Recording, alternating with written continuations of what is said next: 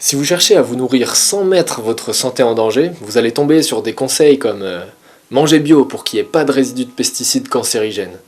Ou alors éviter les produits issus de l'agriculture intensive et industrielle qui sont bourrés d'additifs dangereux. Ça vous paraît évident ces conseils? Le bio c'est forcément mieux? L'invité d'aujourd'hui vous répondrait que non, que c'est plus compliqué que ça. Alors je vous invite à garder votre esprit critique, à écouter Dominique Parent-Massin, toxicologue pour la sécurité alimentaire de nos aliments. C'est tout de suite dans Agoragro.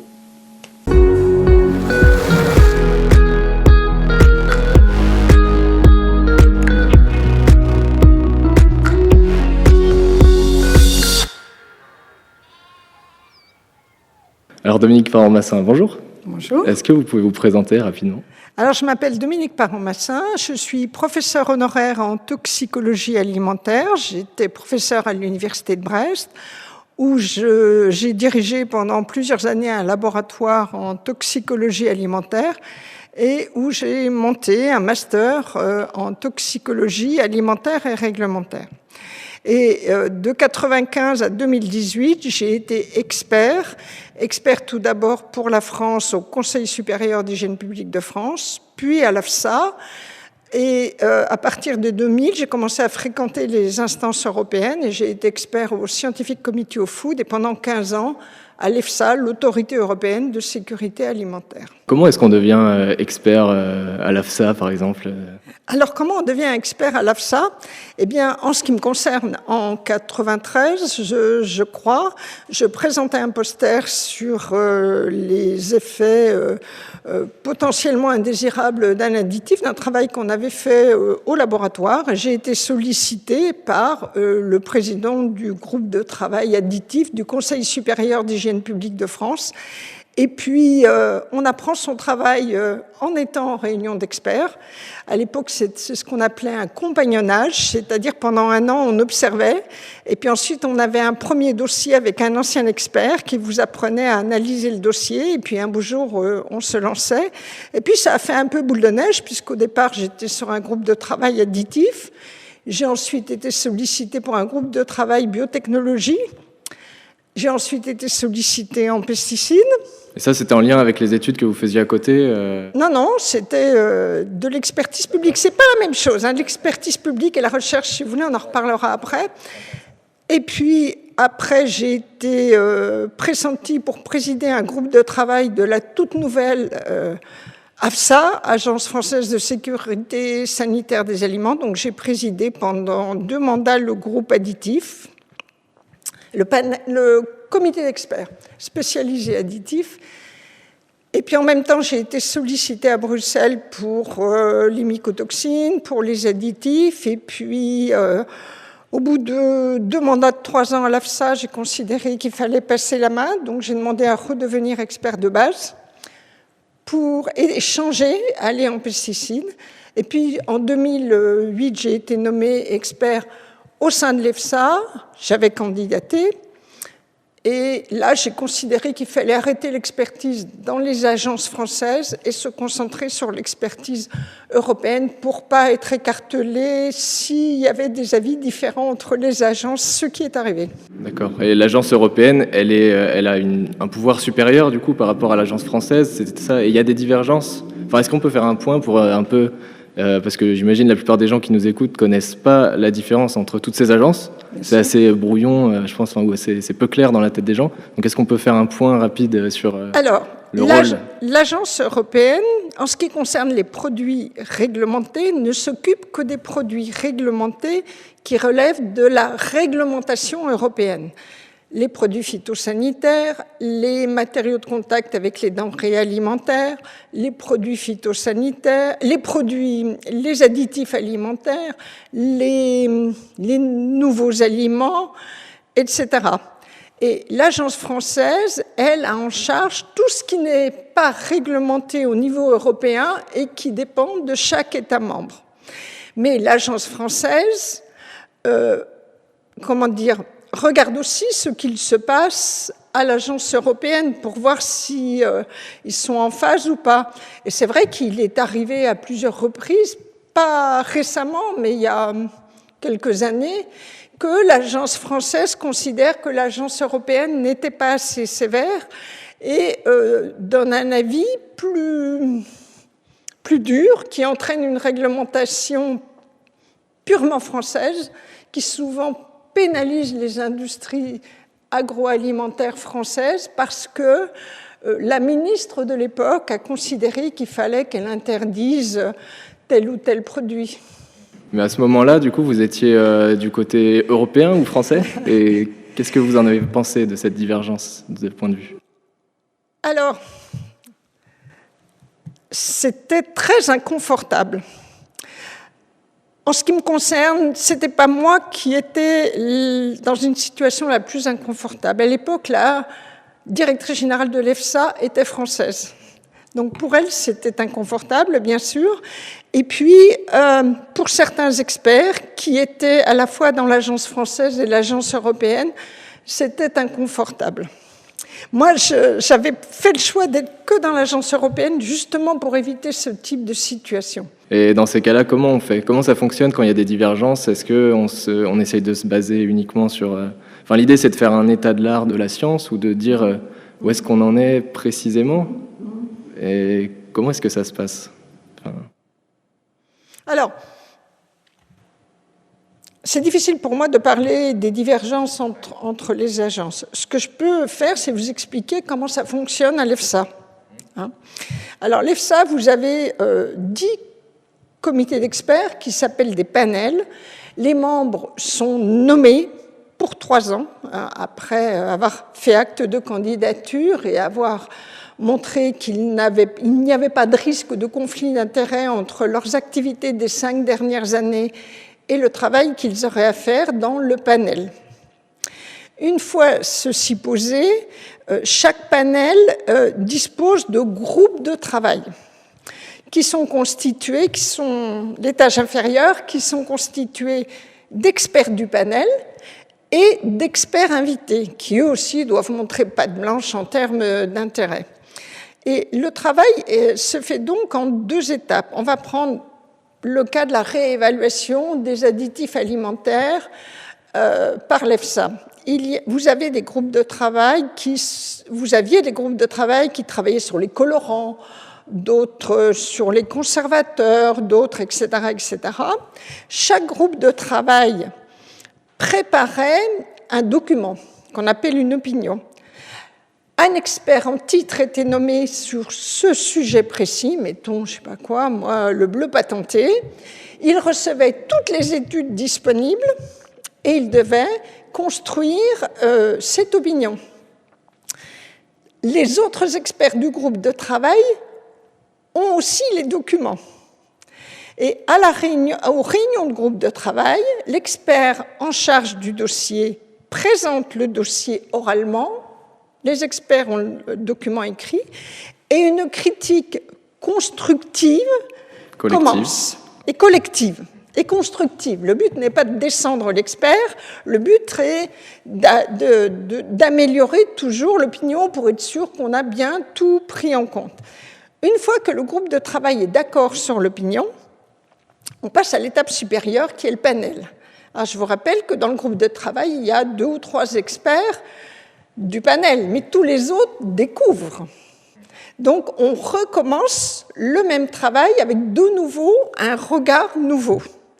Et quelquefois, tout est bien qui finit bien et l'opinion est adoptée, mais quelquefois, en panel, il y a des discussions et on retourne en groupe de travail pour retourner vers les pétitionnaires pour leur redemander des renseignements et on recommence comme ça jusqu'à ce que il y ait un consensus pour l'opinion. C'est un long travail, mais c'est passionnant. Et ça arrive souvent, ça, qu'il y ait des remises de cycle comme ça? Oui, ça arrive, bien sûr. Et c'est à cause de quoi? Est-ce que c'est parce qu'il y a une divergence, peut-être, vu qu'il y a quelques individus dans ce comité? Est-ce que c'est parce que ces individus-là sont, je sais pas, ont un avis différent de la majorité des experts? C'est dans ces situations-là? Bien sûr. Ça peut arriver qu'un expert et un regard différent. Je vais vous donner un exemple. Moi, j'étais sur un colorant, je ne dirais pas lequel. Dans les études sur la reproduction, les nouveau-nés avaient des dents plus tôt que les témoins. Est-ce que c'est un effet toxique d'avoir des dents plus tôt? Louis XIV est né avec une dent, je vous rappelle. Ou est-ce que ce n'est pas un effet toxique? Moi, quand j'ai fait le dossier, je me suis posé la question. En groupe de travail, j'ai posé la question aux autres. On a examiné un certain nombre de paramètres pour conclure que ce n'était pas un effet toxique. Mais quand je suis allée en panel, de nouveau d'autres experts, et bien entendu, et on a rediscuté. Bon, finalement, on a arrivé à la même conclusion. On aurait très bien pu arriver à une conclusion différente. C'est parce qu'on a tous des compétences différentes qui se complètent. Et c'est ça qui est passionnant. Il faut accepter, quand vous êtes dans un groupe de travail ou un comité d'experts, il faut accepter que la personne qui est en face de vous vous dise ah ben non, je ne suis pas d'accord, moi je vois les choses comme ça, etc. Et on recreuse la question et on retravaille sur le dossier. Et puis, en cas de besoin, on demande de nouvelles études aux pétitionnaires. Ça arrive. Donc les pétitionnaires, c'est qui? C'est les industriels.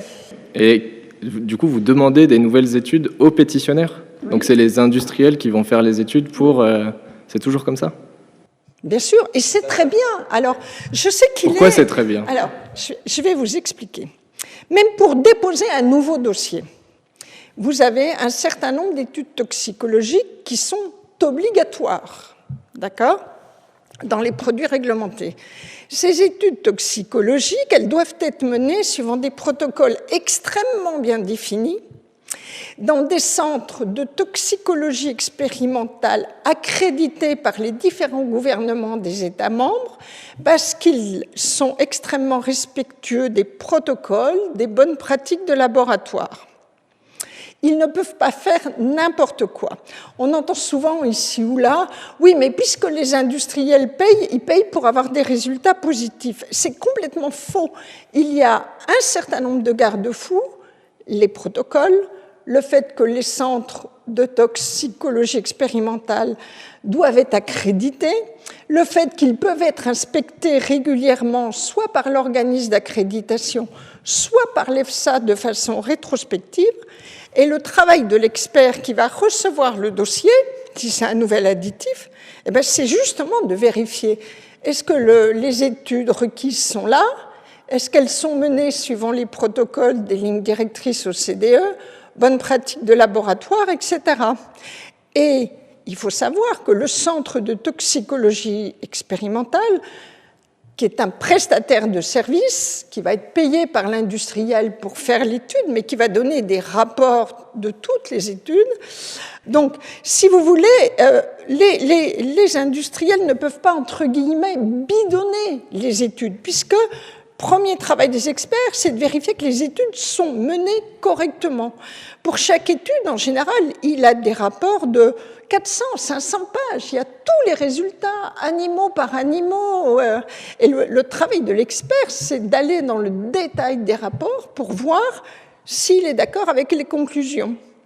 Et en cas de besoin, l'EFSA peut demander une inspection du centre de toxicologie expérimentale qui a fait ça.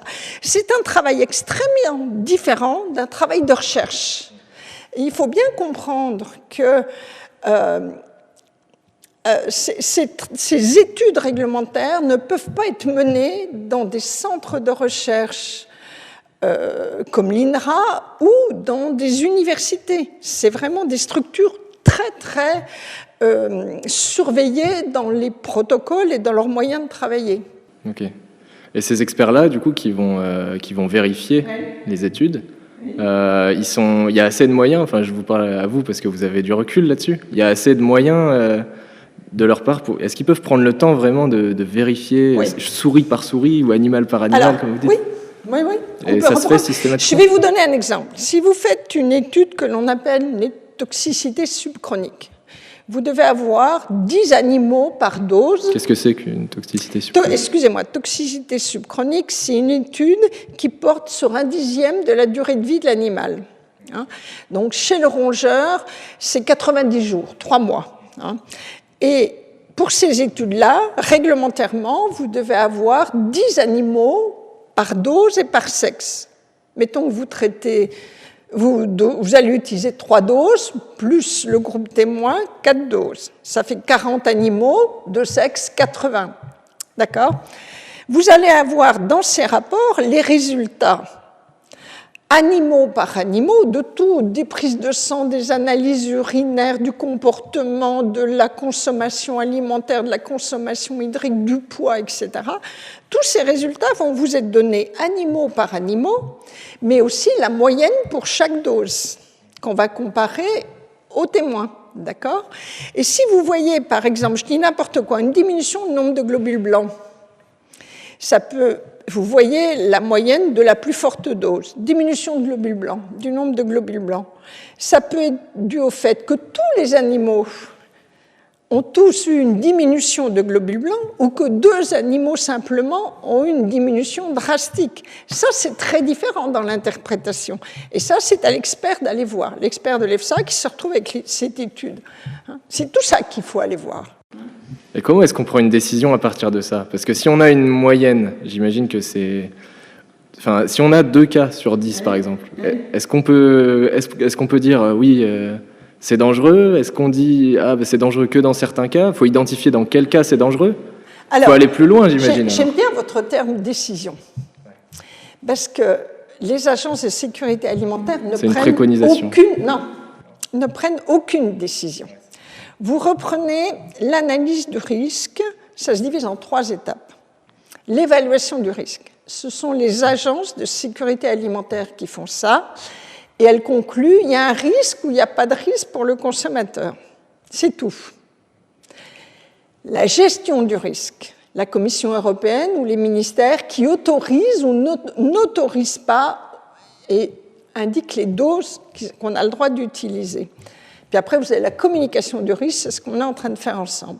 Mais les évaluateurs du risque ne prennent jamais de décision. Ils évaluent. Alors, pour revenir à notre cas, diminution des globules blancs, pour moi, c'est moins grave d'en avoir 2 qui ont une diminution drastique que 12 qui ont une diminution moyenne.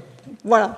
C'est comme ça que moi, j'aurais interprété. Mais je serais allée voir plus loin après dans d'autres aspects. Et donc, on a parlé là des produits réglementés. Après, on va parler des contaminants naturels, qui sont très, très importants. Dame Nature, elle fabrique des toxines qui ne demandent pas l'autorisation de venir sur les aliments, et personne ne va payer des études toxicologiques là-dessus, parce que ça a un coût, c'est très, très cher. Et donc, les agences de sécurité alimentaire doivent aussi dire si ces toxines présentent un risque pour le consommateur ou pas. Mais avec des études qui ne sont pas des études réglementaires, qui sont menées souvent assez mal par des universitaires illuminés dans mon genre qui font que du in vitro, ou qui ne mettent que 3 animaux là où il y en a 5, ou 10 qu'il faudrait. Et donc là, pour ces toxines naturelles, on fait des évaluations du risque qui sont beaucoup moins bonnes que pour les produits réglementés. Et ça ne se sait pas. Et moi, ça me fait hurler. On va parler de ça, alors. On parle de ça, si vous voulez. Oui. Non, c'est intéressant. Je pense que ces toxines naturelles, elles sont dues à des champignons ou des bactéries, mais en général... Voilà. Elles sont principalement dues à des moisissures qui peuvent se développer sur les matières premières. Alors moi, je ne suis pas phytopathologiste, je suis que toxicologue, donc je sais que par exemple, il y en a certaines moisissures vont se développer au moment de la floraison de l'épi de blé, si la température est entre 18 et 19 degrés, s'il pleut, s'il y a 1 degré d'humidité, etc. Ces moisissures se développent. Elles sécrètent des toxines qu'on appelle les mycotoxines. Les moisissures peuvent disparaître, les toxines subsistent, donc on ne peut pas savoir qu'elles sont là, et elles sont thermostables, c'est-à-dire vous allez les retrouver dans le produit fini. Et ces toxines peuvent être extrêmement dangereuses. Certaines provoquent des cancers, c'est plutôt les aflatoxines qui se développent plutôt dans les pays tropicaux et subtropicaux.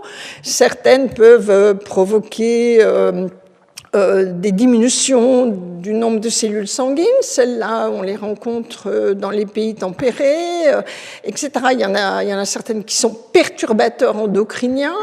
Vous pouvez donner des exemples d'aliments qu'on mange au quotidien qui peut être...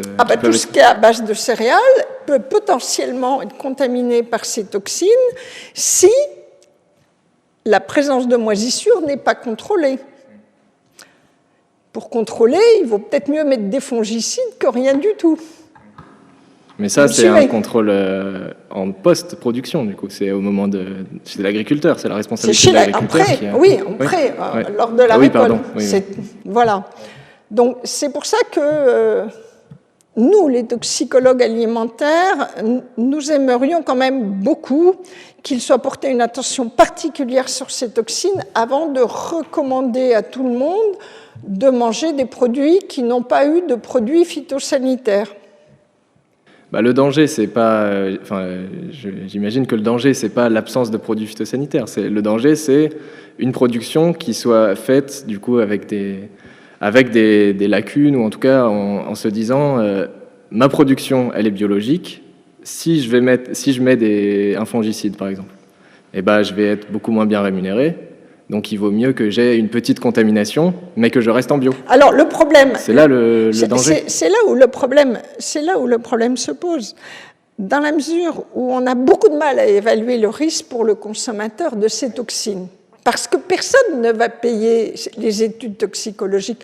Pourquoi personne ne va les payer ? Parce que personne ne va gagner d'argent dessus. Vous développez un fongicide ou vous développez un additif. Un jour, vous allez gagner de l'argent avec la molécule quand elle sera commercialisée. Une toxine naturelle, personne ne gagnera de l'argent dessus. Et une étude de toxicité subchronique de 90 jours, ça coûte 300 000 €. Une étude pour étudier l'effet cancérigène, ça coûte 1 million d'euros. Donc, qui va débloquer ces sommes pour faire ces études? Et en même temps, elles sont là.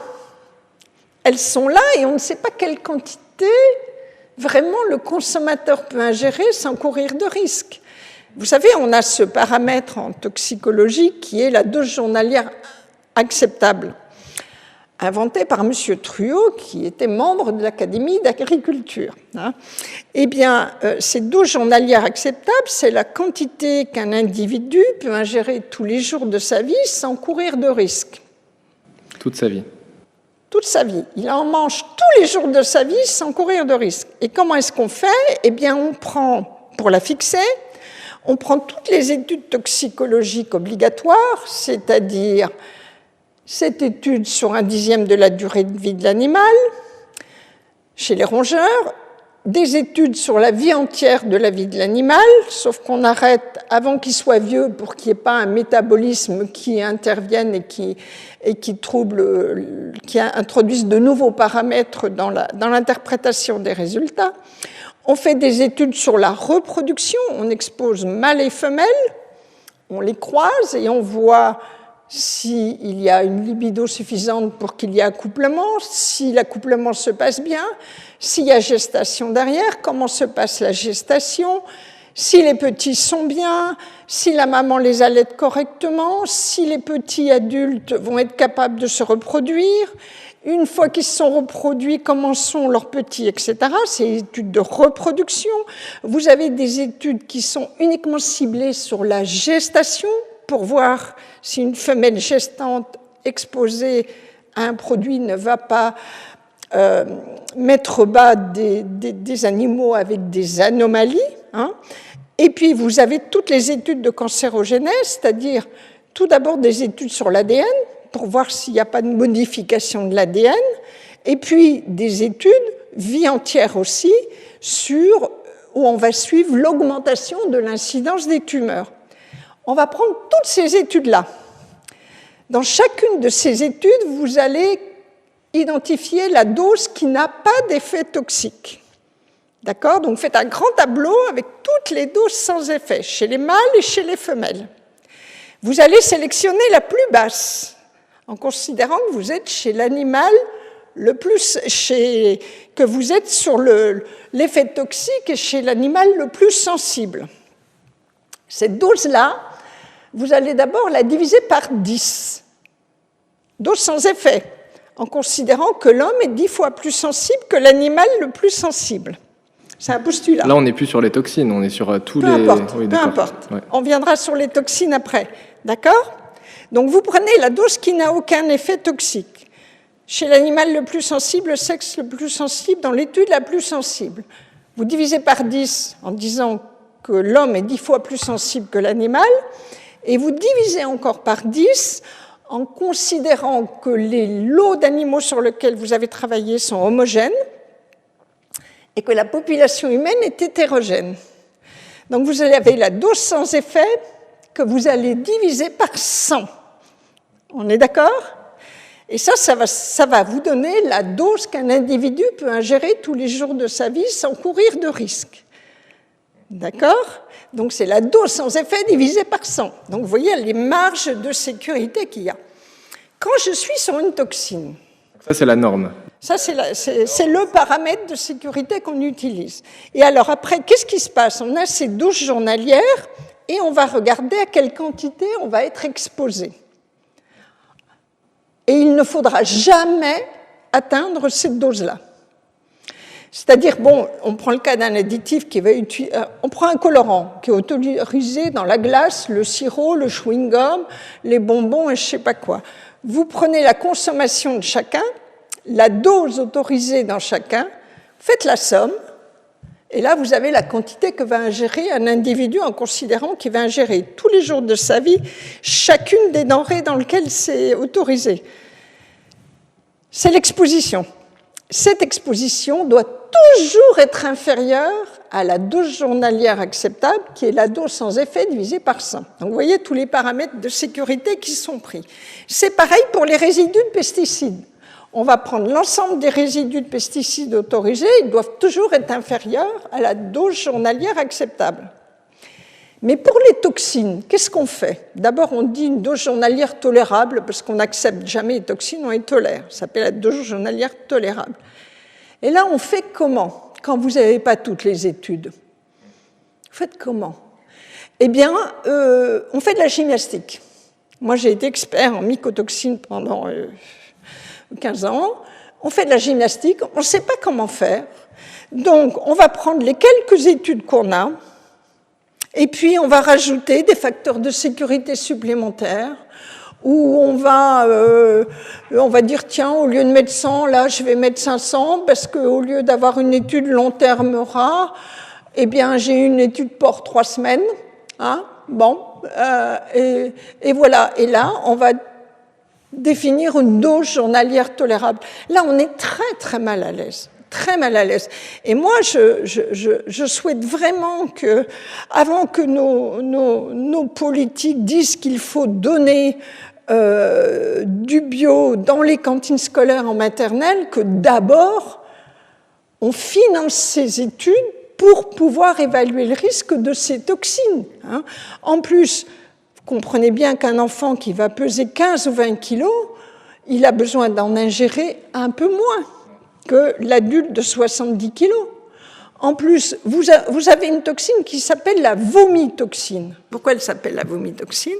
Parce qu'à forte dose, elle entraîne des vomissements.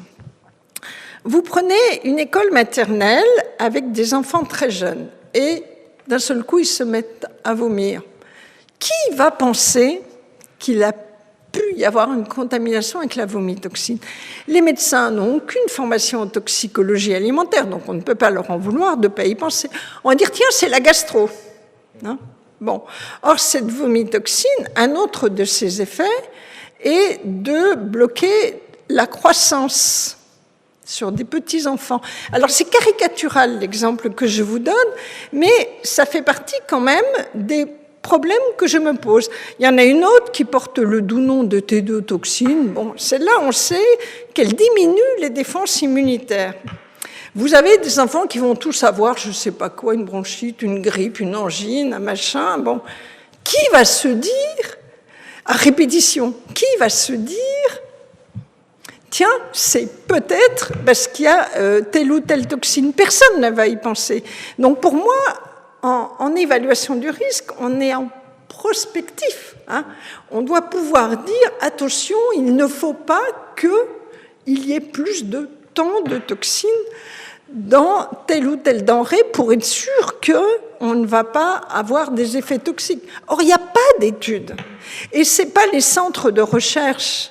Il y a une très bonne équipe de recherche à Toulouse, à l'INRA de Toulouse, sur les mycotoxines, dirigée par quelqu'un de très bien qu'on vient de recruter, Isabelle Oswald. Mais ils n'ont pas les moyens de faire ces études réglementaires. Il faut que ça soit fait dans des centres de toxicologie expérimentale, prestataires de services. Et qui va financer ? Ouais. Et ces études, pourquoi elles coûtent cher ? C'est parce que le processus même de détection de la toxine est coûteux ? Non. Ou c'est parce qu'il faut... Non, parce que vous avez... Si vous voulez, d'abord, l'infrastructure est énorme. Hein, il faut avoir des centres avec des animaleries. Il faut que toutes les conditions de respect des protocoles soient réunies. Les animaux coûtent cher. Les garder 3 mois, 1 an, 2 ans, ça a un coût important. Ouais. Vous avez du personnel, etc. Puis derrière, il y a tous les examens. Hein. Ils sont pesés au moins une fois par semaine. La consommation alimentaire est mesurée au début tous les jours, ensuite une fois par semaine. La consommation hydrique aussi. Tous les jours, 2 fois par jour, chaque cage, chaque animal est surveillé pour voir s'il n'est pas somnolent, s'il n'est pas irritable, s'il n'est pas ceci, cela. C'est vraiment des études qui sont très pointues. Ces études sont différentes des études d'additifs, par exemple ? Non, c'est pareil, c'est les mêmes. C'est la même chose, sauf qu'en fait, il n'y a pas d'intérêt. Il n'y a pas d'intérêt financier, donc il n'y a pas d'études. On les a pas. Sur une toxine, je vais vous donner l'exemple de la toxine T2. On avait fixé la dose journalière tolérable sur une étude porc 3 semaines, parce qu'on n'avait pas grand-chose d'autre. On avait donc mis un facteur de sécurité de 500. Hein, et on était arrivé à une dose journalière tolérable de 100 nanogrammes, je crois. Et puis on a vu arriver une étude subchronique de 82 études subchroniques de 90 jours, réalisée par des Japonais, qui n'étaient pas parfaites, mais qui étaient déjà très bien. Et là, la dose journalière tolérable est descendue à 20 nanogrammes. Vous voyez ce qu'une étude réglementaire peut apporter par rapport à une approximation. Alors, pour les additifs, les pesticides, etc., on les a, ces études, elles sont obligatoires. Pour les toxines naturelles, on ne les a pas. Et on ne peut pas espérer de l'État de mettre suffisamment d'argent pour que... Alors écoutez, l'État vient de mettre récemment 1 million d'euros pour refaire une étude de cancérogénèse sur le glyphosate, alors qu'il y en a déjà 7 dans le dossier, je crois. L'État français et l'Union européenne ont mis 15 millions d'euros pour reproduire dans 3 études, une étude faite par un monsieur dont le nom commence par S et finit par I, qui avait montré que les OGM seraient cancérigènes, n'est-ce pas ? Pour montrer que cette étude était nulle et non avenue, ce que tous les toxicologues avaient vu. Mais je n'arrive pas à comprendre pourquoi les États ne mettent pas des moyens pour obtenir et faire réaliser ces études. Donc en fait, les États mettent les moyens quand il y a un débat public et quand il y a une pression sociétale, finalement. Donc nous devons faire un débat public ? Sûrement. D'accord, je suis d'accord. On a une séance le 22 janvier sur ce sujet. D'accord. Par exemple, là, imaginons, moi, je sais qu'il y a des toxines, par exemple, dans les cacahuètes. Je oui, sais plus, les aflatoxines. Les aflatoxines, exactement. Oui. Est-ce que j'ai des risques, par exemple, si je prends des cacahuètes les moins chères, est-ce que je peux espérer qu'il y a des contrôles sur ces sachets-là ? Alors, les aflatoxines, les cacahuètes sont importées. Donc, il y a donc une réglementation, une limite maximale qu'il ne faut pas dépasser. Et normalement, il y a des contrôles quand ils rentrent dans l'Union européenne. Et si vous allez sur les sites d'alerte de l'Union européenne, vous verrez que très souvent les cacahuètes sont coincées, etc. Alors pour les mycotoxines, il y a quelques réglementations en cours, mais basées sur ces évaluations qui sont... Donc voilà. Même pour des toxines qu'on connaît très bien, finalement, il n'y a pas de normes qui soient solidement justifiées scientifiquement. Alors les aflatoxines, de toute façon, c'est clair, elles sont cancérigènes. Elles entraînent des cancers du foie. Donc, à ce moment-là, il n'y a pas de dose journalière tolérable puisqu'on n'accepte pas un produit cancérigène. Les normes sont les plus basses possibles. Pour d'autres, par exemple les fumonisines, le dossier toxicologique est bien fourni parce que c'est très intéressant. Les fumonisines, ce sont des mycotoxines qui ont émergé, je ne sais plus trop, mettons dans les années 80. Mais qui atteignaient, il y avait de gros dégâts dans les haras de chevaux de course. Et donc là, il y a eu beaucoup d'argent mis pour avoir les études toxicologiques qui permettent de réglementer. Mais il y en a d'autres. Et puis, il y a tout le problème. Derrière, vous avez des mycotoxines qui émergent, des nouvelles mycotoxines. Moi, j'ai été rapporteur de mycotoxines qui ont des très jolis noms, éniatine, boviricine. Il n'y avait aucune étude toxicologique. Et on devait faire une évaluation du risque. Il n'y avait rien. Moi, j'étais censée rédiger ce chapitre-là. Je ne me suis pas vraiment fatiguée. Vous l'avez fait quand même, du coup? Comment ça se passe? Non, on n'a pas fait. On a dit qu'on ne pouvait pas. On a essayé plein de scénarios et on a dit qu'on ne pouvait pas évaluer le risque pour une consommation tous les jours, qu'il fallait faire des études, mais c'est des vœux pieux, ça. Dans ces cas-là, on ferme les yeux, on se dit il n'y a pas d'argent et puis on verra plus tard s'il y a un problème. Dans ces cas-là, nous, les toxicologues, on est très mal à l'aise et on s'arrange pour manger des produits où on espère qu'il n'y aura pas de toxines de moisissure. Et les décideurs derrière, comment ils interprètent ce genre de message? C'est une bonne question. C'est très désespérant. Si je prends l'histoire de la toxine T2 que je vous ai racontée il y a 5 minutes, on l'a évaluée en 2000 ou 2001 à Bruxelles au Scientific Committee of Food et on a donc utilisé cette étude POR, 3 semaines. Et on a dit il faut absolument des études, au moins une étude subchronique 90 jours et plus. On l'a réévaluée à l'EFSA en 2011. Il n'y avait rien de nouveau. Et les 90 jours, elles sont apparues, je ne sais plus, en 2015 ou 2016. Donc, il ne s'est rien passé.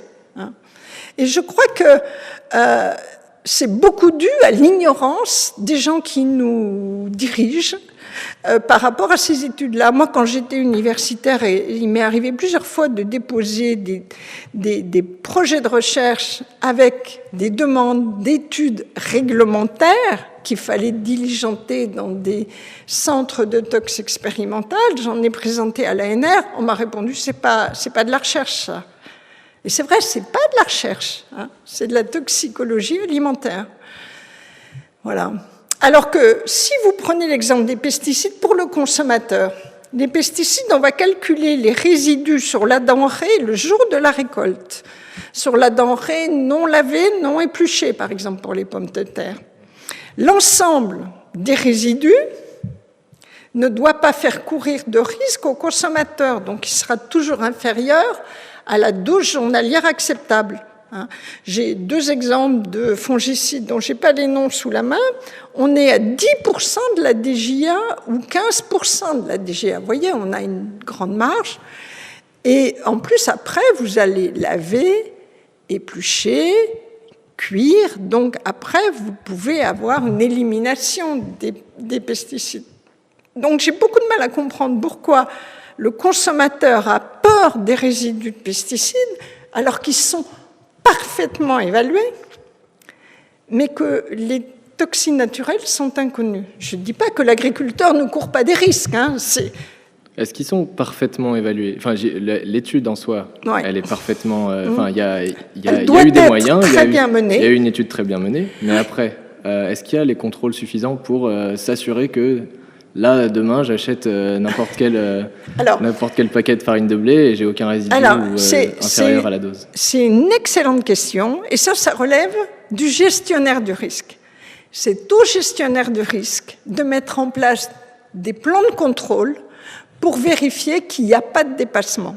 Et si vous regardez, chaque année, il y a des plans de contrôle dans l'Europe entière, sur un certain nombre de denrées alimentaires, et chaque fois les résultats sont publiés. Maintenant, je crois que c'est l'EFSA qui les publie, et il y a en général quelques échantillons sur lesquels les produits phytosanitaires ont été détectés. La plupart du temps, c'était en dessous de la limite maximale de résidus, et très rarement ça dépasse, et ça ne dépasse jamais la DJA dans tout ce que j'ai pu voir. Okay. C'est qui le gestionnaire du risque? Eh bien, au niveau européen, c'est la Commission européenne. Donc c'est des gens qui sont mandatés par la Commission qui vont faire... C'est la Commission qui est en charge de ça. Et elle va faire les contrôles elle-même sur les aliments? Bien sûr. Non, mais elle va diligenter les contrôles, oui. D'accord. Oui, mais alors c'est plus mon domaine. On est dans la gestion du risque. Moi, je suis que dans l'évaluation. Ok. Oui, je pense que les gens, finalement, c'est de ça qui s'inquiètent. Enfin, quand on voit les études, de tout et n'importe quoi, à partir du moment où il y a un risque, je pense que c'est-à-dire que déjà, le consommateur confond danger et risque. Le danger en toxicologie, le danger, c'est l'effet toxique. Et moi, je fais toujours avec la métaphore de l'avion. Quand vous prenez l'avion, le danger, c'est l'avion qui tombe. C'est le danger. Tous les avions tombent. Tous les avions peuvent tomber.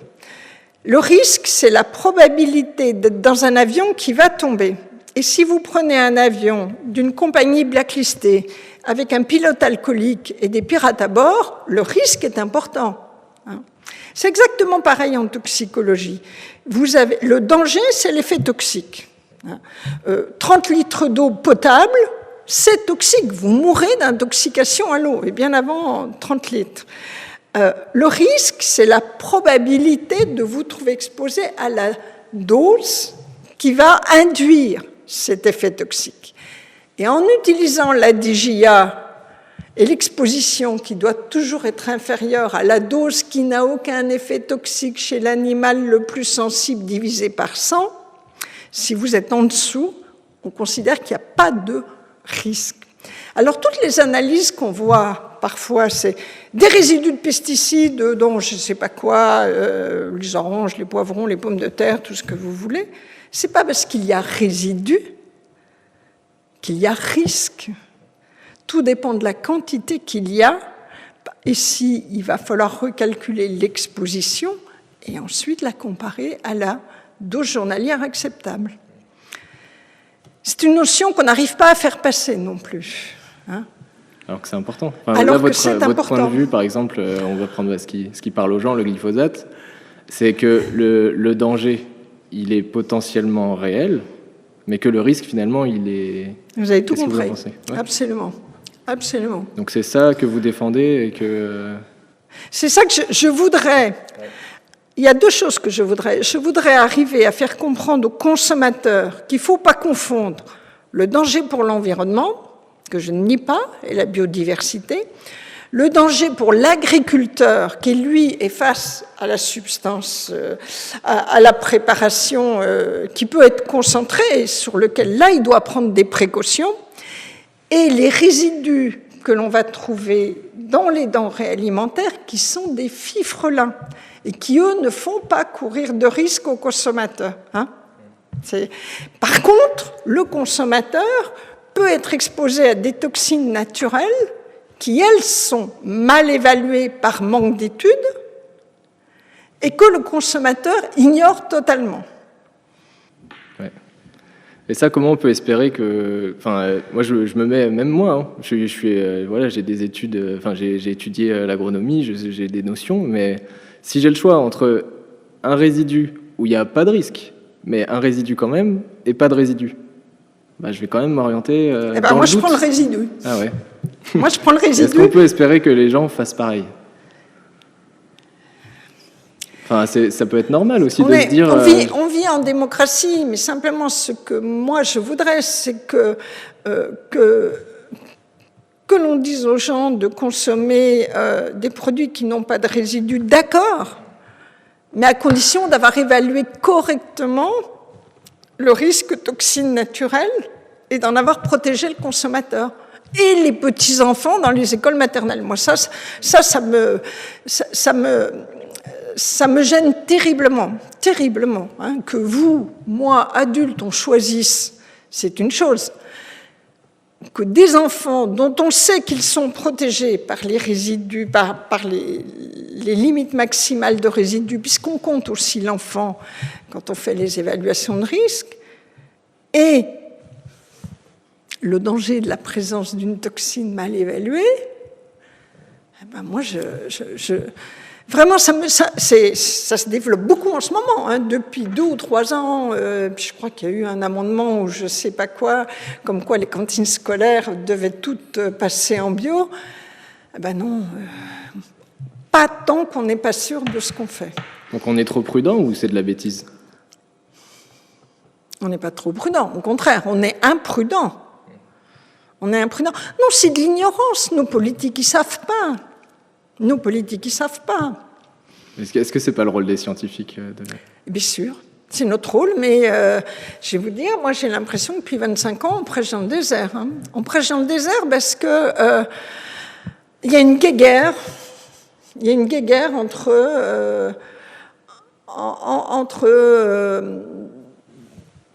certains qui ont raison, qui pensent qu'il faut protéger l'environnement, protéger la biodiversité, donc éviter d'utiliser des produits qui pourraient être nocifs pour l'environnement et la biodiversité, et d'autres qui disent attention aux consommateurs. Et ils ne se parlent pas, c'est la guéguerre. Il faut qu'on arrive à un dialogue constructif et à faire ce que l'on appelle une analyse bénéfice-risque. Hein. Trouver des points d'équilibre où on va être sûr que les bénéfices ne vont pas entraîner des risques et que les risques ne vont pas être gravissimes. Là, on ne sait pas puisqu'on n'a pas ce qu'il faut comme étude. Vous comprenez ce que je veux dire, hein? Il faudrait trouver un intérêt économique finalement à ça. Alors, récemment, on a évalué à l'EFSA une toxine qui avait été testée, sur laquelle on n'avait rien, hein, toxico, mais qui avait été testée comme anticancéreux, parce qu'elle empêchait les mitoses. Donc on avait des études séchage 1 jour, 8 jours, chez des patients en essai thérapeutique, ça datait des années 75-80. Et donc là, on a fait une gymnastique pas possible pour essayer d'évaluer le risque pour le consommateur. Là, si celle-là, elle avait été développée, eh ben, on aurait eu ce qu'il fallait. Est-ce qu'ils auraient gagné des sous avec? Oui, non, c'est notre question. C'est un vrai problème, mais franchement, dépenser 15 millions d'euros pour montrer que l'étude du sieur SI était mauvaise, tout toxicologue l'avait dit. Hein. Donc c'est du gâchis. Ok. Et pour toutes les études où où du coup on est certain, on a défini une dose journalière qu'on estime correcte. Ensuite, on applique des normes. C'est le processus. Alors ensuite, si vous voulez, alors d'abord, je vais vous reprendre sur votre mot certain. C'est jamais définitif. Hein. S'il y a des études de qualité qui montrent un effet qui était inconnu, on revoit cette DJA systématiquement. Hein, c'est jamais définitif. On n'est jamais certain. La science avance en permanence. On fait l'évaluation dans l'état actuel des connaissances. Hein. Alors, après les normes, c'est le gestionnaire du risque. Hein. C'est le gestionnaire du risque qui va définir, savoir s'il autorise ou pas telle ou telle substance, tel ou tel additif, tel ou tel produit phytosanitaire, et dans quelles conditions il va les autoriser. Idem pour les quelques réglementations sur les toxines naturelles, c'est le gestionnaire du risque qui, au vu des évaluations de l'EFSA ou de l'ANSES en cas de besoin, va venir dire « Bon, ben alors, sachant qu'on mange tant de pommes de terre, tant de pâtes à partir de blé dur, non, c'est pas les mêmes toxines, tant de blé, tant de pâtes à partir de blé dur, tant de semoule, etc., sachant que la dose journalière tolérable est de temps, que non, voilà. Hein. mais c'est le gestionnaire du risque. Et quel pouvoir il a sur les industriels, sur les distributeurs? Ils sont obligés d'appliquer, mais bon, mais franchement, c'est pas mon domaine. Mais je sais que, par exemple, si on reprend la réévaluation des additifs, il y a des colorants dont on a diminué la dose journalière acceptable au vu de nouvelles études. Donc, ou même pas que des colorants, d'autres additifs. Dans ce cas-là, si l'exposition dépassait la nouvelle DJA, dans ce cas-là, le gestionnaire du risque a été obligé de revoir les doses autorisées. D'accord? Et ça, alors, je sais qu'il y a un moment de concertation avec les industriels, parce que, où il dit, écoutez, voilà, soit on diminue toutes les doses de toutes les autorisations, soit on supprime certaines autorisations qui sont jamais utilisées, soit est-ce qu'il y a des doses qui sont technologiquement indispensables. Enfin, tout ça, c'est du travail de gestionnaire du risque. C'est pas de l'évaluation du risque. Okay. Et je pense que quand on pense à la méfiance aussi qu'il peut y avoir de la part des consommateurs, c'est souvent une question de traçabilité aussi et de même si on a des normes ou en tout cas on a des études qui nous montrent que ce qu'on mange c'est sans danger finalement. Ouais. Et sans risque. Oui, pardon, exactement, sans risque. Et quand on se retrouve confronté à des choses où on voit, on se souvient des lasagnes de cheval, on se souvient de choses où oui, on s'est senti trompé. Et est-ce que ce sentiment un petit peu d'être trompé ou en tout cas de prendre un risque, la perte de confiance, c'est dû à cette perte de confiance qui est liée finalement pas forcément à l'aspect toxicologique, mais finalement à d'autres choses. Oui, absolument. Et il y a des confusions. Bien sûr, bien sûr. Il y a déjà confusion. On vient de le voir entre risque pour l'environnement, la biodiversité, l'agriculteur et le consommateur. Et il y a confusion entre des fraudes qui n'ont rien à voir avec un produit réglementé et la confiance du consommateur s'effrite. Alors, moi, franchement, c'est une question qui, à la fois, me passionne et quelquefois me désespère. C'est comment faire passer nos messages, aussi bien auprès du consommateur pour les rassurer. Je vais raconter une anecdote. Hier, ma petite fille ouvre une compote de pommes et elle dit à sa mère, est-ce que c'est du bio? Sa mère lui répond, du bio, pourquoi tu veux que ce soit du bio? Ah, parce que le bio, c'est mieux. Mais c'est quoi le bio? Le bio, c'est moins de sucre et c'est meilleur pour la santé. 6 ans. Sa maman lui a dit, non, c'est pas ça le bio. C'est-à-dire que, voilà, d'entrée de jeu, il y a des messages faux qui sont diffusés je ne sais pas où.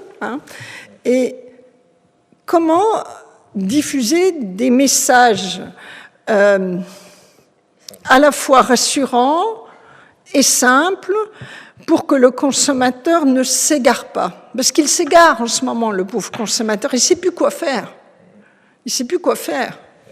Alors maintenant, en ce moment, il se précipite sur le bio. Si après, vous allez lui dire, attention, il y a des toxines dans le bio, ils ne vont plus rien manger. Et là, c'est la mort assurée, si on arrête de manger. Ils vont bien manger, mais ils vont prendre ce qu'il y a, quoi. Enfin, on sera peut-être moins... je sais pas. Il faut faire confiance à tout ce qui passe par le système alimentaire, à notre système alimentaire, finalement. Moi, je crois qu'il faut arriver à rétablir la confiance dans les évaluateurs du risque, dans les gestionnaires du risque, qui vraiment font du travail sérieux. Être expert à l'EFSA, vous faites ça en général en plus de votre job. Moi, à la fin, c'était 3 fois par semaine, 3 fois par mois à Parme, 2 jours. Alors bon, ça va quand vous êtes en fin de carrière et que vous avez levé le pied, mais ça va pas quand vous êtes dans la pleine possession de vos moyens professionnels. C'est pas possible. Oui, je pense que c'est aussi pour ça qu'il peut aussi y avoir une divergence parfois entre les décideurs et les scientifiques. C'est parce qu'il y a aussi un aspect, Non, il n'y a pas de divergence entre... Enfin, dépend de quels décideurs vous parlez. Ceux qui donnent des crédits, voilà, ou ceux... Voilà, pas les gestionnaires du risque. Les gestionnaires du risque, ils appliquent. Mais le décideur, il doit aussi prendre en compte un aspect culturel. Enfin, la notion de qualité, par exemple, la notion de qualité, elle est très différente ici qu'en Chine, par exemple, ou dans d'autres pays. Enfin, je sais qu'il y a des élevages qu'on considérait ici comme intensifs, inhumains, et où en Chine, c'est ce qui se fait de mieux. Bien sûr. Et puis on met la mélanine dans le lait pour faire croire qu'il y a plus de protéines aussi. Ouais, oui, bah ça se fait toujours. Enfin, je sais que ça s'est fait partout, ça. Hein. Mais oui, oui. On sait pas si ça se fait toujours, mais enfin, ça s'est fait. Oui, oui. Enfin, bon, ok. J'aimerais bien qu'on parle un peu du lobbyisme. Ah. De la place de... Oui. C'est un peu la discussion qu'on avait commencé à avoir au début de l'interview, mais de l'impartialité des scientifiques. Alors, je vais vous surprendre. J'ai 25 ans d'expertise publique.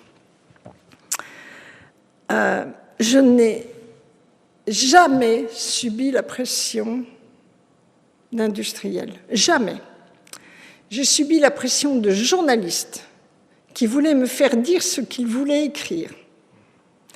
J'ai subi la pression de politiques qui ont corrigé mon texte pour activer une clause de sauvegarde. Jamais un industriel n'a fait pression sur moi. Alors, moi, je trouve qu'il y a des accusations complètement malhonnêtes. Vous faites une conférence dans un colloque organisé par je ne sais quel industriel pour parler des travaux de l'EFSA. Vous êtes coupable. Non, vous n'êtes pas coupable. Hein. Vous savez, dans les problèmes de conflit d'intérêts, il y a 4 niveaux. Il y a l'intérêt. C'est-à-dire que vous avez un rapport financier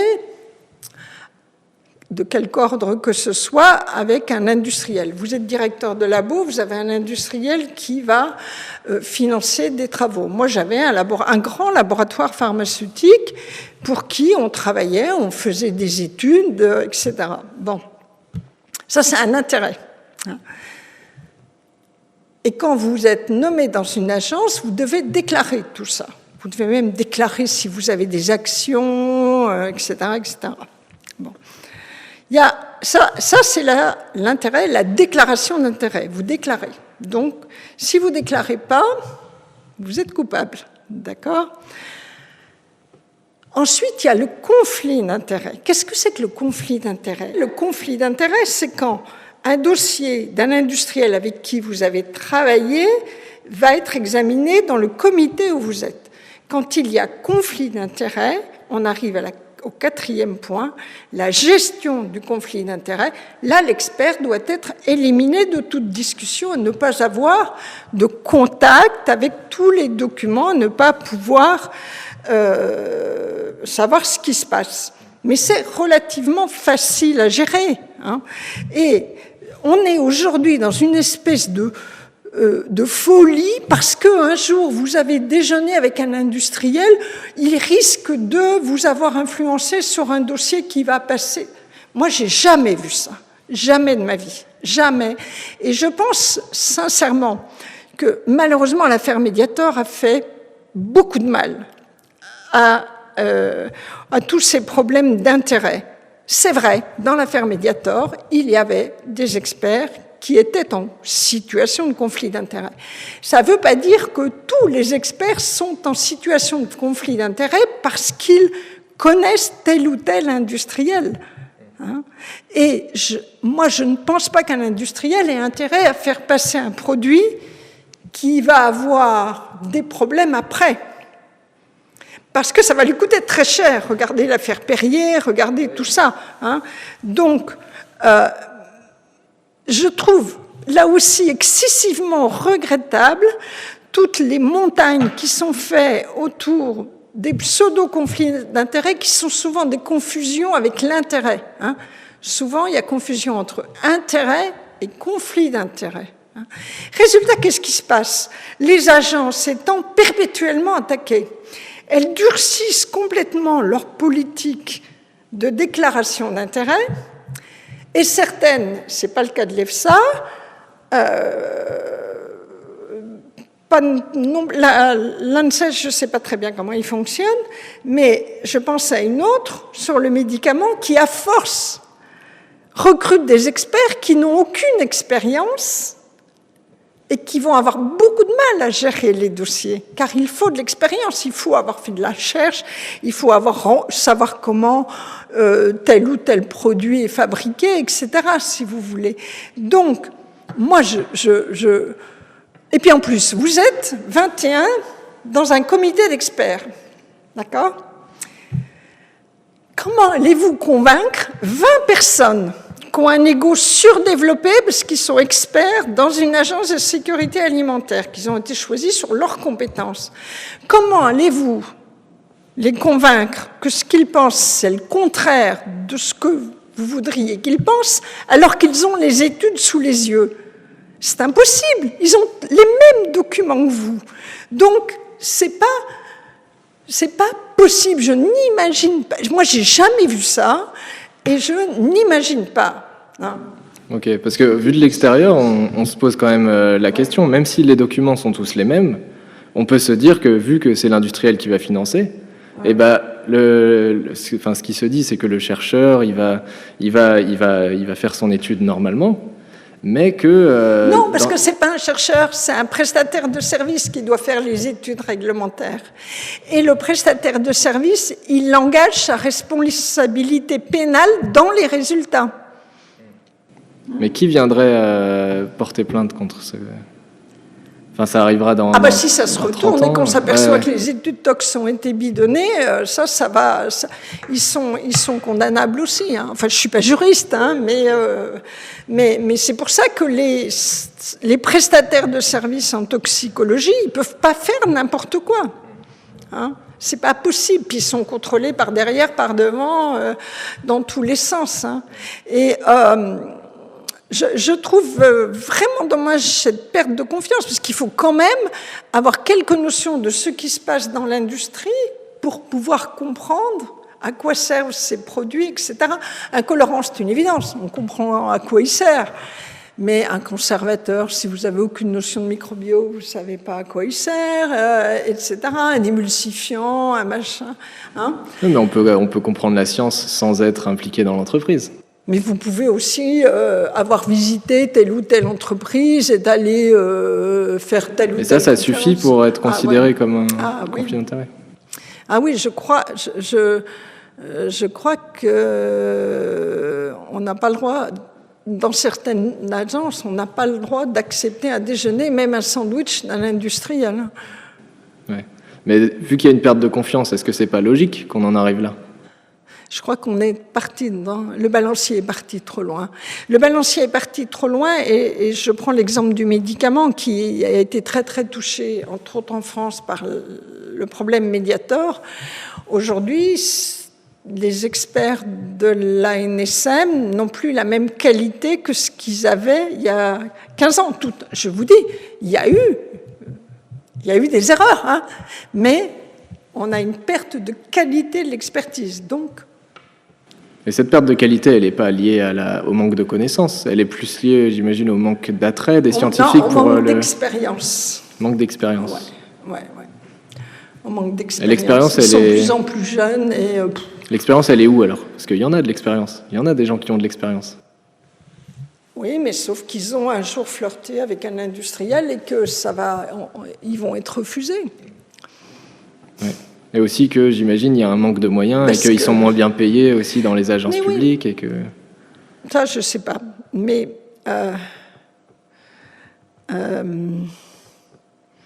une fois de plus, si vous voulez avoir un contact avec un industriel ou un intérêt sur un point précis, d'un dossier précis, ne veut pas dire que vous allez défendre un autre dossier du même industriel. Ça n'a rien à voir. Mais ça, là aussi, le balancier est parti très loin et là aussi, il faut qu'on travaille pour expliquer les choses. Mais je vous dis, moi, j'ai jamais vu en 25 ans d'expérience un industriel chercher à m'influencer sur un dossier. Jamais. Et je n'ai jamais vu un expert chercher à influencer un comité d'experts alors que tout le monde avait les données sur la table. J'ai jamais vu ça. On se bagarre parfois sur des notions. Hein. Je reprends la dent et j'aurais pu me trouver face à un expert qui considérait que c'était un effet toxique grave. Là, on se bagarre, hein, scientifiquement parlant. Mais j'ai jamais vu un expert essayer d'entraîner tout un comité en disant, allant à l'encontre totale des études qu'on a sous les yeux, qu'ils ne peuvent pas bidonner, une fois de plus. Hein. Il y a plein de garde-fous. Donc, ok. Si on regarde maintenant tout d'un aspect, si on regarde globalement où on en est aujourd'hui par rapport à ce que c'était avant, comment est-ce qu'on peut voir les choses aujourd'hui en considérant tout ça, en considérant C'est quoi avant avant, ça peut être il y a 100 ans, ça peut être il y a 50 ans. Alors, moi, je suis convaincue que l'augmentation de la durée de vie des hommes, enfin des Français, on va prendre la France, est beaucoup due à l'augmentation de la qualité sanitaire des aliments, à tout point de vue. Alors, il y a quantitativement, je pense que les produits phytosanitaires de protection de maladies des plantes ont beaucoup amélioré les récoltes, mais là, c'est pas mon domaine. Il n'y a pas que ça. Je ne suis ni ingénieur agronome, ni phytopathologiste. Mais en termes de sécurité sanitaire des aliments, la qualité sanitaire des aliments s'est incroyablement accrue, et je suis convaincue que l'augmentation de la durée de vie est en partie due à ça. La perte de confiance, avant on ne se posait pas la question de savoir si on avait confiance dans ce qu'on mangeait, on mangeait parce que quelquefois on n'avait pas le choix. Hein. Bon, maintenant on a le choix. Et un dernier aspect, c'est l'augmentation de la connaissance, mais souvent sous forme de désinformation et de mésinformation du consommateur. Hein. Il croit qu'il sait, alors qu'il n'a qu'une partie de la connaissance, et résultat, il se trompe. Il se trompe, surtout il est perdu. Il est perdu. Perdu.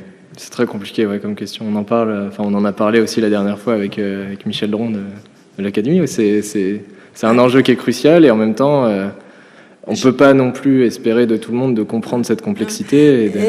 Et moi, je suis attristée. Bon, vous êtes encore étudiant, alors on va dire pour la génération des 30-40 ans, qui ne savent plus quoi faire.